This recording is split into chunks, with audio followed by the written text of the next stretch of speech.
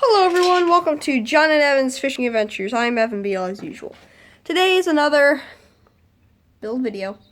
Now, actually we have gone fishing in Alabama now. And that video will be coming up. It's a pan fishing video at a creek we went to, and we tested out that hook disgorger that I showed you how to make in the previous video.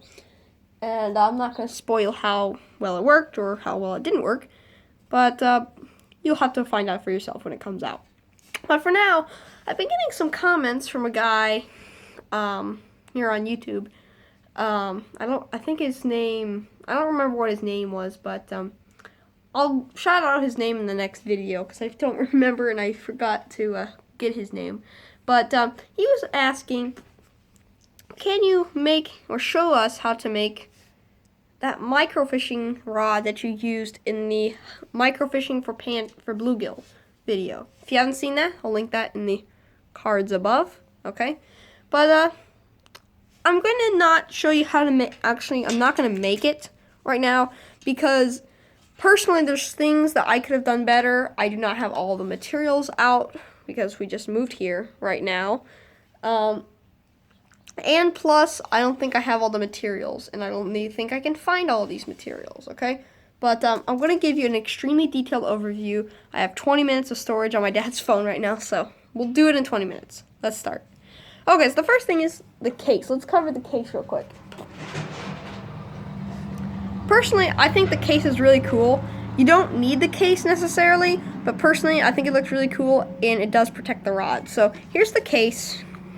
It's very interesting. So this piece right here is a plastic tube from a plastic soccer goal toy that I had when I was a kid, and that was like a brace, and you'd put them together to make a soccer goal. And this is the plastic tube that came in, and I thought this would be great because I don't know where the rest of the soccer is. And there it is, and the caps are orange juice caps, okay, because they fit perfectly on here. Now, I know that you guys won't buy a soccer set, and I don't even know if you can still buy this soccer set, but you're going to have to find something similar, like a plastic tube like this. A PVC pipe might work. The cap, I'm not sure.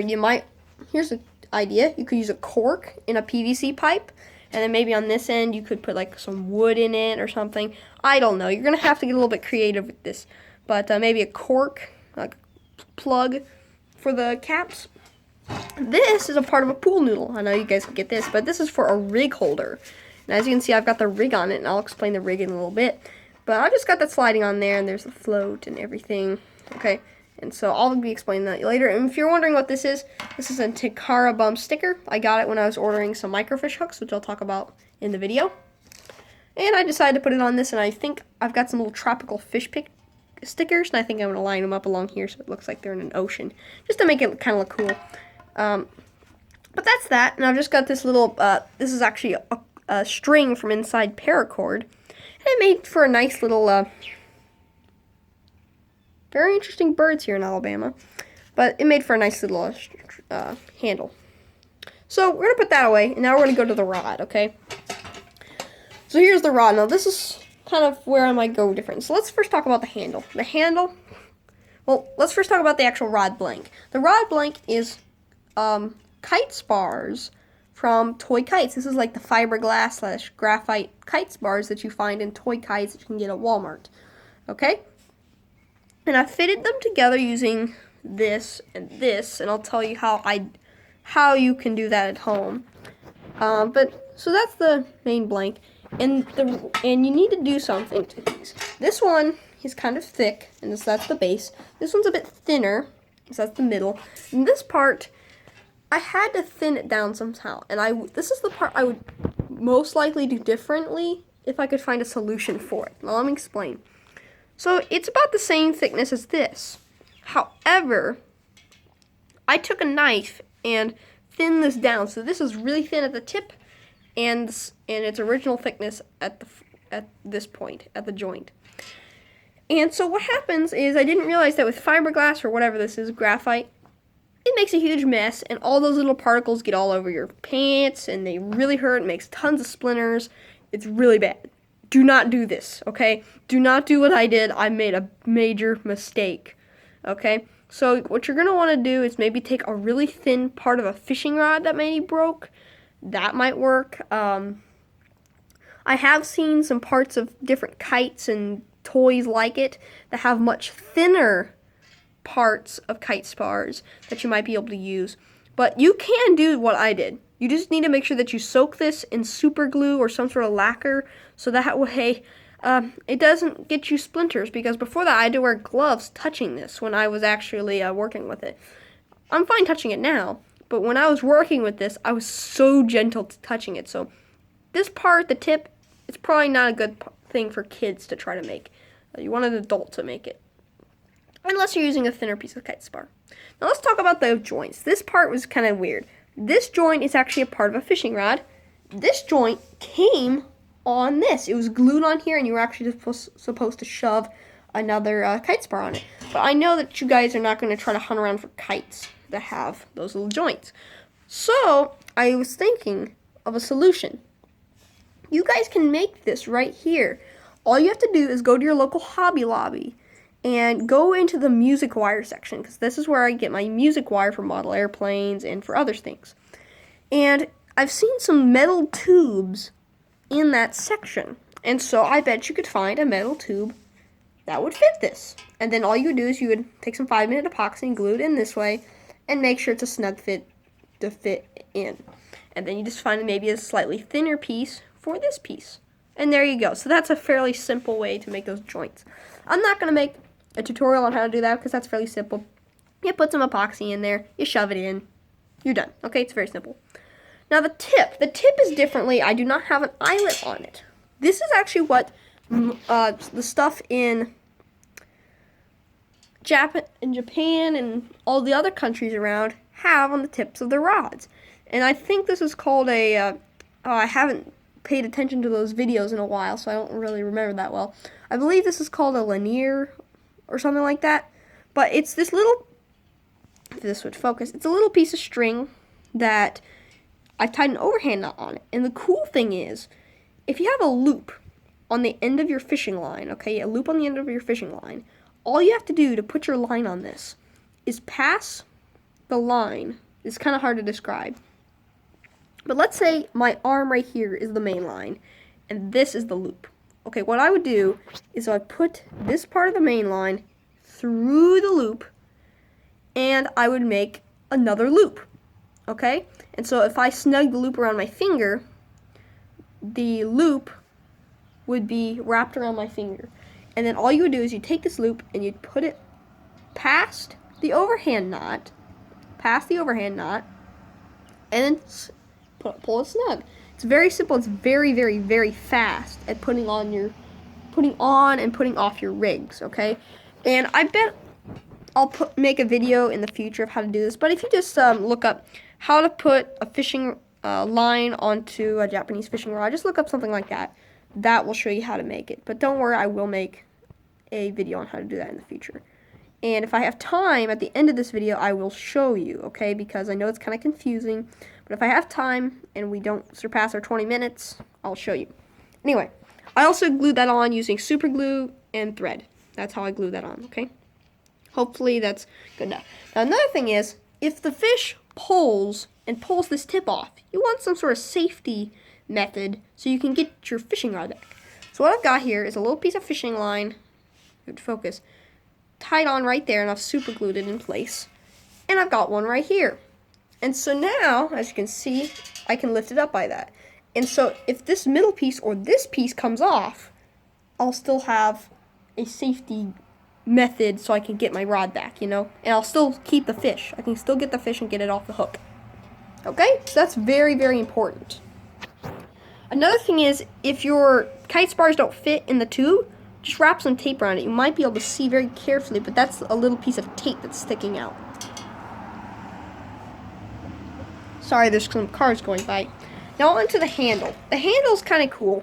What I did is I took some more pool noodle foam, and I just kind of put a few blocks of it on here. I kind of cut it around to the shape, and it was a fairly fat handle. And so what I took is some fly tying thread. You could use sewing thread. Started it right here by wrapping it over itself, and I did spiral wraps up it And that kind of condensed it and made it look a little bit better. And then I tied it off here. And remember, as I always say in my fly tying videos, okay, there was a call going on. Someone was calling my dad. I'm going to have them call back. But let me quickly finish the video, okay? I'm sorry there was a pause right there, but there was someone calling my dad, okay? Anyway, so remember, you can always just hold the line tight, put a drop of super glue on the thread, and it will secure it with no knots required. So you do not need to know how to do the whip finish knot. So that's that. It's a nice little teardrop handle, and you just hold it like this, okay? Almost like you're holding a pencil, and you just kind of dip it in there and lift up to get the fish. So that's the rod, and it fits in here. Now let's talk about the rig. So the top of the rig is a loop, like I said, and then it goes down to this float. Okay, it goes down to this float right here. Now this float is a toothpick. It's a toothpick with a piece of balsa wood on it that I've sanded down and used and put in the chuck of a drill and used sandpaper to sand it down to a nice uniform shape. Then I put some some paint by numbers paint on the tip, and then I coated it in a 5-minute clear epoxy. And then this piece, which holds it on the line, is a piece of coffee stir, and as you can see, it fits perfectly and keeps the float in a snug position. Then going down the rig, we have these little plastic knots of string. Now, these are bite indicators, so if the float doesn't move, let's say a fish is on the line, if the float doesn't move, you'll see these little beads or whatever move side to side towards you or away from you, okay? And that will give you still some bite indication. Now, I know you guys probably won't be able to find this. So, what I recommend is like some beads, or another way is if you look up slip bobber stops, you'll find these little black oval things on these little holders, and they are used to stop a slip bobber. However, I bet you guys can find some that are in different colors, like a high vis color. If you can, and I know you can, you just gotta do some searching, you can find them and just slide them on your line. And that's what I would recommend. It's probably the easiest thing, and that's what actually people use. And then going down to that, I've got 2 little beads, so that way the float is upright in the water. It's upright in the water, and it's a lot more sensitive that way. You see, if I had no weight on here, it wouldn't be that sensitive, and a fish might feel it. However, if this is the water line right here, that's about how much float is showing. So that way, it quickly goes under and there's barely any resistance. And that's all it took was 2 beads. And then I've got this little music wire clip to clip on a rig. Personally, I've actually lost 2 hooks with this little clip. I really don't like this clip. I do not recommend you using it. All I would recommend is taking one of these beads and wrapping the line through it several times, and that will stop the beads from sliding down to the hook. And then just tie your microfishing line to it. And these are the hooks. You can get them at tenkarabum.com, okay? tenkarabum.com. You can find it fairly easy online. I've talked about it in my other microfish videos. And those are the hooks. Look at that compared to my finger. Remember, I have a very skinny finger. That is tiny. They're Japanese hooks, and that's a bitterling right there. That's what people in Japan catch with this, and it's called a bitterling. It's a really cool little fish. And in the microfishing for bluegill video, a bluegill was kind of the closest video and fish in America I could find that would resemble that. But anyway, that's the video. I hope you enjoyed. Here are some more links. If you want to make this yourself, you can. However, on tenkarabum.com, he sells these. And if you want some tips and an actual video on how to use the drill as a lathe for making these floats, I'll link a video in the cards right there on me making much bigger floats for panfish out of that. And also, if you want to just buy this rig, if you just want to buy a rig that's actually made for this, you can buy that also on tenkarabum.com. It's not sponsored by this. This video is not sponsored by him, but he's a great guy, and I love his products, and he's got very good service. And so, I just wanted to shout him out. But anyway, guys, I hope you enjoyed. Let me quickly show you how to do that knot. So I'm going to just quickly prop the camera up, like so. Then let me pull off my microfishing rig real quick. So I just pulled off the rig right now. Oh no, it's getting tangled. Okay.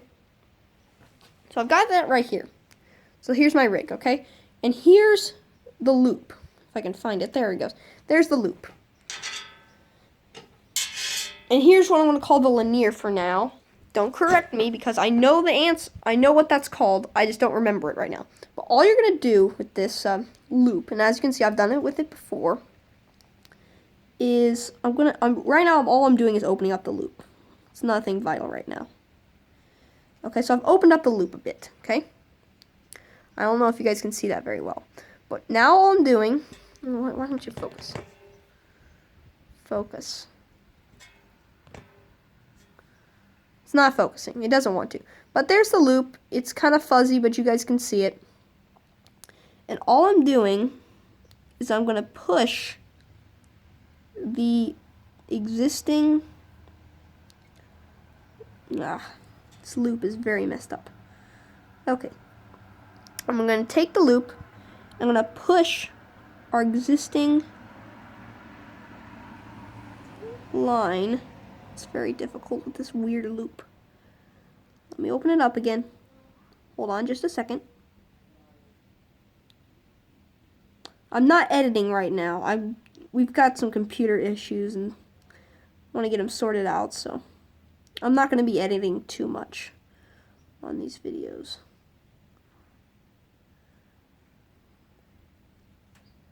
Got it. So there's the loop. I'm just going to put the main line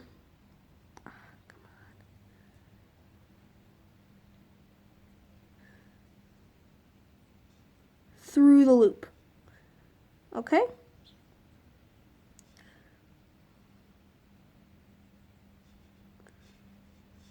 I got it. So as you can see, I can lock this over my finger. See how I did that? It's kind of like, it's a lasso. It's a lasso. That was weird. But like, cowboys doing a lasso. That's kind of like what this is. I've kind of lassoed my finger. Now what I'm going to do, this is all you have to do, is have this new loop open. You guys can see that. Take the loop, put it on, pull tight, and it's on. Now I've actually put this little thing on my crappie pole because it's much faster and much easier to put it on one of these strings rather than an eyelet. And see how fast that was, rather than tying it on and having to cut line and stuff. And so now my rig is done. It's on there nice and good. And now let me show you how. Safety, guys. The rod just came apart in my hands. That's why you have that safety line. If I was fishing, that might have gone in the water. But to take it off is super simple. All you do is you push on it, and pull it off. And it's off. It's literally that simple. It just came off right in front of me. No cutting of line, and it's perfectly intact. It's a great little method for putting on your rigs. I know this was a very unedited video, but don't worry, guys. There will be an edited video coming out very soon of us fishing, catching some cool fish, and maybe catching some new species. I haven't looked up the species that we caught yet, so there might be some new species in there. But anyway, guys, thanks for watching. Hope you enjoyed, and as always,